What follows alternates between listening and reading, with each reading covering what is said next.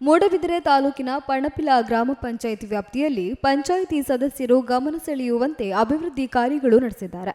ಸುಮಾರು ವರ್ಷಗಳಿಂದ ಯಾವುದೇ ಅಭಿವೃದ್ಧಿಯನ್ನು ಕಾಣದ ಪಣಪಿಲ ಗ್ರಾಮ ಕಳೆದ 5 ವರ್ಷಗಳಲ್ಲಿ ನಗರವೇ ನಾಚುವಂತ ಅಭಿವೃದ್ಧಿಯನ್ನು ಹೊಂದಿದೆ.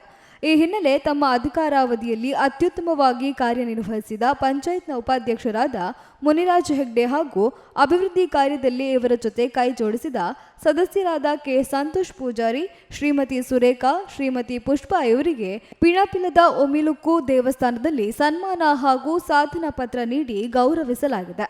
ಈ ಸಾಧಕರು ತಮ್ಮ ಗ್ರಾಮದ ಅಭಿವೃದ್ಧಿಗೆ 3,59,00,000 ರೂಪಾಯಿ ಹೂಡಿದರು. ಈ ಸನ್ಮಾನ ಕಾರ್ಯಕ್ರಮದ ವೇಳೆ ಮೂಡಬಿದಿರೆಯ ಅಭಿವೃದ್ಧಿಯ ಹರಿಕಾರ, ಜನಪ್ರಿಯ ಶಾಸಕರಾದ ಉಮಾನಾಥ್ ಕೋಟ್ಯನ್, ಬಿಜೆಪಿ ರಾಜ್ಯ ವಕ್ತಾರರಾದ ಕ್ಯಾಪ್ಟನ್ ಗಣೇಶ್ ಕಾರ್ಣಿಕ್, ತಾಲೂಕು ಪಂಚಾಯತ್ ಅಧ್ಯಕ್ಷರಾದ ಶ್ರೀಮತಿ ರೇಖಾ ಸಾಲ್ಯಾನ್, ಜಿಲ್ಲಾ ಪಂಚಾಯತ್ ಸದಸ್ಯರಾದ ಶ್ರೀಮತಿ ಸುಜಾತಾ ಕೆಪಿ, ಶೀರ್ತಾಡಿ ಮೂಡಬಿದಿರೆ ಮಂಡಳ ಯುವ ಮೋರ್ಚಾದ ಅಧ್ಯಕ್ಷ ಅಶ್ವಥ್ ಪಣಪಿಲ ಉಪಸ್ಥಿತರಿದ್ದರು. ಇನ್ನು ಇದೇ ಸಂದರ್ಭದಲ್ಲಿ ಪಣಪಿಲದಲ್ಲಿ ನಡೆದ ಅಭಿವೃದ್ಧಿ ಪರ್ವದ ಉದ್ಘಾಟನೆಯನ್ನು ನೆರವೇರಿಸಲಾಯಿತು.